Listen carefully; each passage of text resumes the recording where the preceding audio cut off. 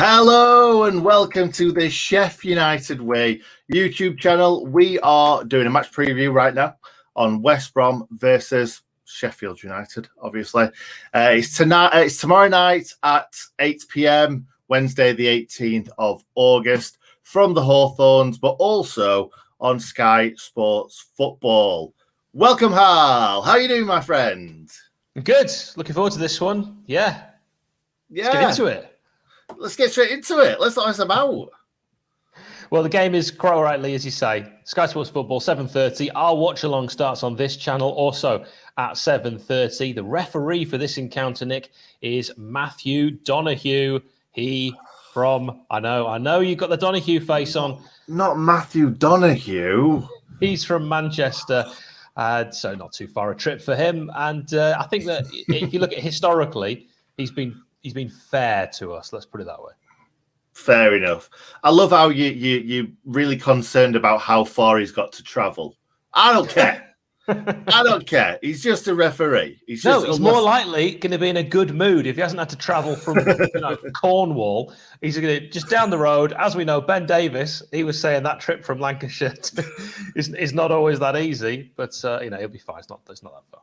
He's off his head, and I've watched a few interviews with him today. I don't think he's great with words necessarly, but as long as he's good with the football, that's all that really matters. Yeah. So anyway, let's move. Well, last game, Swansea. I'll put it on me. I'm not going to sit here for a long time and talk about it because, to be honest, it was probably the shortest match reaction I did ever, probably, because there wasn't really a lot to talk about, was there? We obviously created better chances. They were possibly slightly the better team on the ball, but they didn't create any chances really. Rammers made a couple of all right saves. Their keeper maybe made one. It was a bit of a nothing, shall we say? I think we all know that. So let's move on. Let's move on to last time out, Hal. What happened? We played well, but we lost 1-0. Conor Gallagher scored the game's only goal, which is the right way. All the words were there. You put them in your own order. I don't have to do all the heavy lifting on this channel. Anyway, it was another 8 p.m. kickoff as well, but we were in the Premier League then, 28th of November 2020. The Blades dominated, but couldn't score. Sound familiar? Oh, yeah. I'm just looking at the team that night. It was Ramsdale, Basham, Egan, Bryan, Baldock, Berge, Norwood, Fleck, Max Lowe, Ollie McBurney-Powell, and of course, up front, where else would you put him? Ollie Berg. Oh. He had a decent game that day. That game, he had a decent game. Yeah, I just remember Billy Sharp playing, so he must have come on as a sub. I remember that game very, very well because it definitely felt like this is going to be an uphill struggle this season because I thought that was going to be the turning point, and the fact that we created so many great chances and fluffed so many great chances. I think I remember saying to you on the watch along, I'm pretty sure we did a watch along, and I said that I would have rather have Billy Sharp had hit that on the stretch than Ollie McBurney. That was Fulham. Oh, was that Fulham? Yeah, you're getting your relegated. You're getting your relegated teams mixed up. Billy wasn't even involved. I just didn't want to interrupt you. All right, no, that's fair enough. I'm getting mixed up there. But yeah, that's 2 games that we lost and 2 games we possibly should have won last season because we weren't very good, were we? But anyway, let's stop talking about last season. We don't want to hear about that. What we want to hear about is the team that we're going to be using in this game. So what we're going to be doing is talking about the players that aren't going to be playing. So we already know Enda Stevens and Lys Mousset both unfit. Other than that, it sounds like, from what Slav said, everybody's fair game, including Ben Davis. However, Ben Davis hasn't played much football at all for Liverpool. So it's been a long time since Ben Davis has put in 90 minutes in a competitive game. So he said that he's been training at full tilt with the Liverpool side. So that's a good thing. So who knows whether he's going to start or not. Ben Davis has been excellent in the Championship for Preston in the past.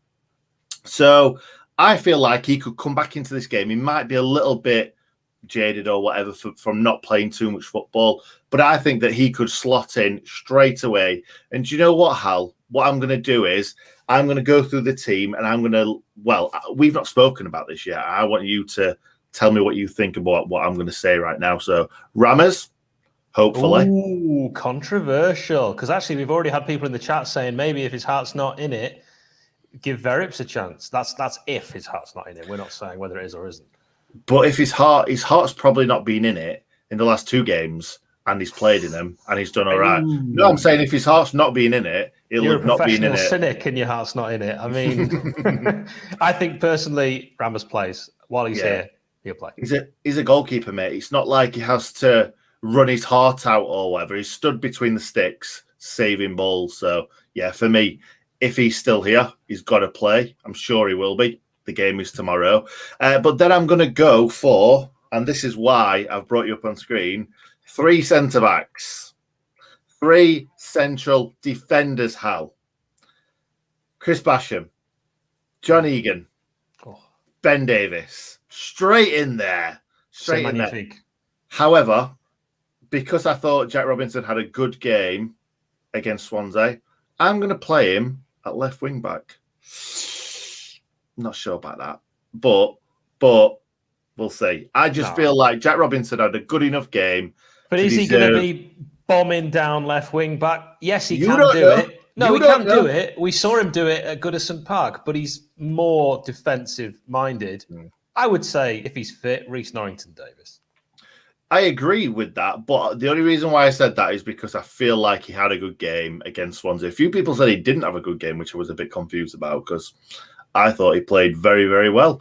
But yeah, I know what you mean. 3 centre-backs. Do you need another kind of centrally left player? It could be very lopsided because it could be all down the right if Jackie Longthrow does have his defensive hat on. And I do think that we will be under the cosh for a fair bit of that game.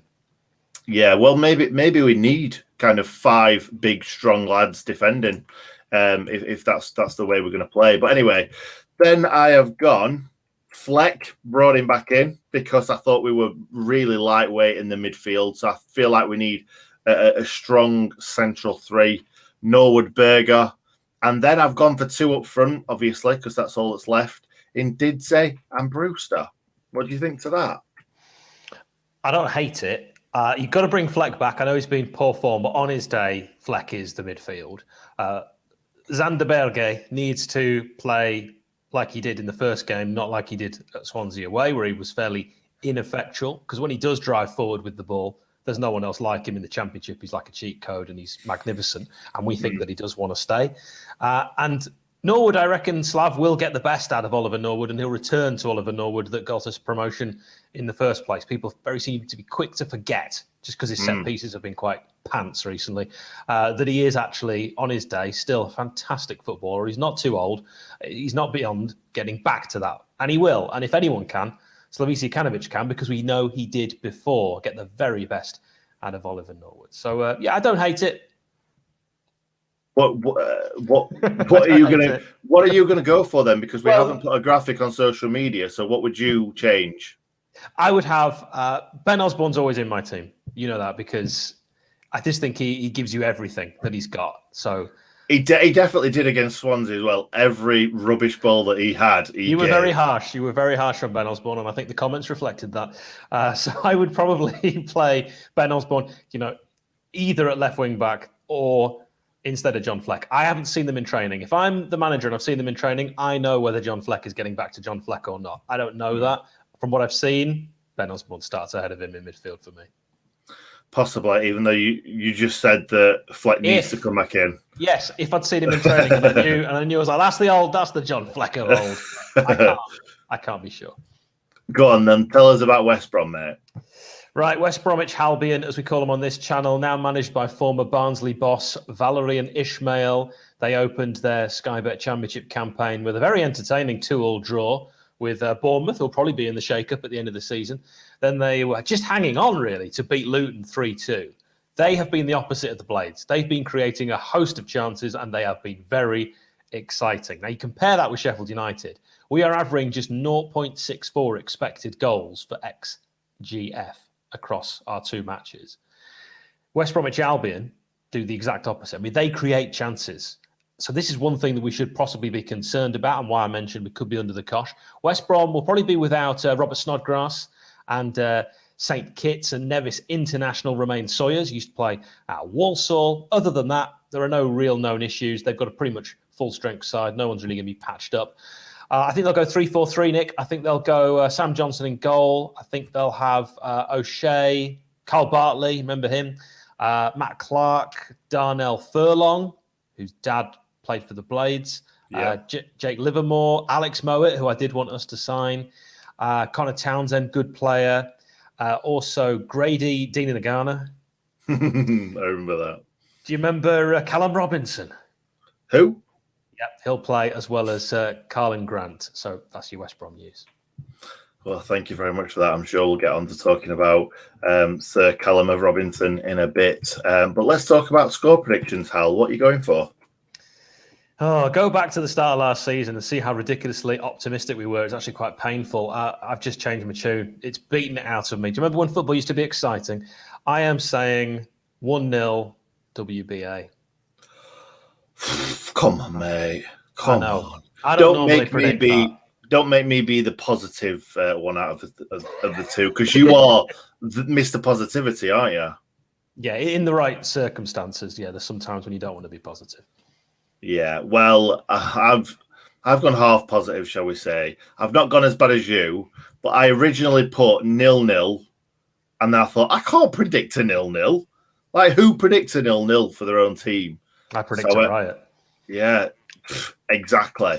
I've gone 1-1 then. But I just feel like we need to carry on this unbeaten run of one game in the league. It is. It's.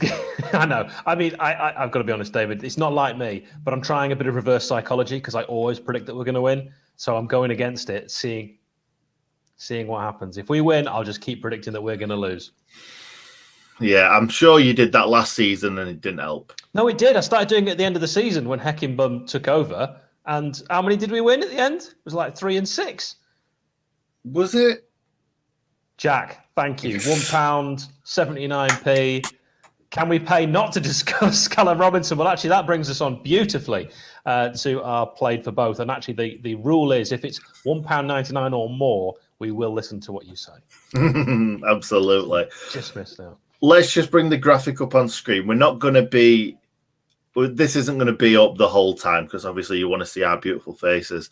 But I thought I'd bring up a graphic of Callum Robinson playing in a Sheffield United shirt and Ollie Burke looking extremely young, even though that wasn't too long ago, that picture. God, I wish I had hair like that. Oh, man, what a fringe. He seems like he's put like 10 years onto his life. It's amazing he's so aerodynamic with those ears. No, maybe that's why he's tried to bulk up so that his ears look kind of in proportion to his body. Stop. Who started this? And then we should have finished it. Who got the better end of the deal? West Bromwich Albion or the Blades in that swap? Last season, it might have been me having a red and white tinted glasses on. I thought we had the best end of the deal when I first saw Ollie Burke. And I thought he was perfect for the Chris Wilder kind of striker mould, but he's poor on the ball and he can't shoot. He's just terrible on the ball. And do you know what, mate? I knew that we were going to be talking about these two, so I watched his highlight reel, right? It was uploaded about 3 years ago, something like that. You would say when he was kind of top of his game, came through at Forest, Leipzig, all those lot, Celtic. Most of it was him giving the ball away. That was his highlight reel. Highlight reel. Who made that then? It was him running with the ball, beating someone, and then running it out of play, or putting in a terrible cross, or hitting the ball straight at the goalkeeper. I don't feel like we're ever going to get anything out of him. All right. Well, I disagree. I think if anyone can, Slavisa Jokanovic can. And if we start playing to his strengths... I'm sure we said that about Chris Wilder as well. If anyone can get anything out of him, it's Chris Wilder. I believe in the Slavolution, and I do think Ollie Burke on his day can do damage. But you're off your head. You're off your head, mate. If you're going to genuinely ask me who got the best end of the deal, Callum Robinson is the better player. And he's a better footballer. I don't know why we signed him. Chris Wilder said he was bought to play up front off the left. Well, in old money, if you played Championship Manager, that would be a forward left, which no one ever signs and no one ever plays. And we never did play a formation where that really worked. No. Callum Robinson, I don't disagree with him going because he didn't fit any sort of position that we playing. He didn't fit anything, any of the style of football that we played under Chris Wilder. Now, maybe he would fit the Slav role a little bit better, coming in on off the left or off the right. But yeah, I wish we could turn back the time and take Callum Robinson back. Just load it. We could have loaded one of these, right? Nick and I say, how many song lyrics can we get into a match preview? And if you're keeping count, that is 3. I think it's about 7, actually. Okay. You've not been keeping count, have you, obviously? If you've been keeping count. So that's it. I think that Callum Robinson is definitely the better end of the deal, but I still don't think he's a Premier League footballer. I don't think either of them are. And I think that Callum Robinson can do damage in this league, but just not really in the Premier League. But Hal, shall I run through their stats for both clubs? So we've got Callum Robinson playing for us, 1 goal in 17 games. I think that pretty much shows you like what we got from him. Not a lot. It was Chelsea away. It was a great finish, and we came back really strong and obviously got the draw. West Brom, 10 goals in 46 games. Now, don't get me wrong. He had a lot of those in the Championship. He did. But, yeah, it's still 10 goals. That is only 3 less than Ollie Burke has scored in his full career. I know the different sorts of players. I know Callum Robinson's played more of a striker in kind of more games in his career. But 13 goals in Ollie Burke's career, 0 for West Brom in 20, and 1 goal for the Blades in 27, I believe it is. And that one was against Manchester United and was a pretty poor shot, in my opinion, straight at the defender that just deflected in. So that's it. They're the stats. I think that just proves that Callum Robinson has got more about him and don't have the assists, but I don't think he's had 1 assist for Sheffield United. Maybe that'll change. Let's hope so. Now, I like the guy, but I just don't feel like football's his sport. Sorry. But yeah, I think that's about it, mate. Join us for the watch along, 7:30 tomorrow. Yep. Join us. What's 7:30, and what will we be doing in that? Watching the game. Having a buzz. Oh, you were trying to do another song lyric, were you? No. Thanks for watching, guys. We will see you tomorrow. Have a good one.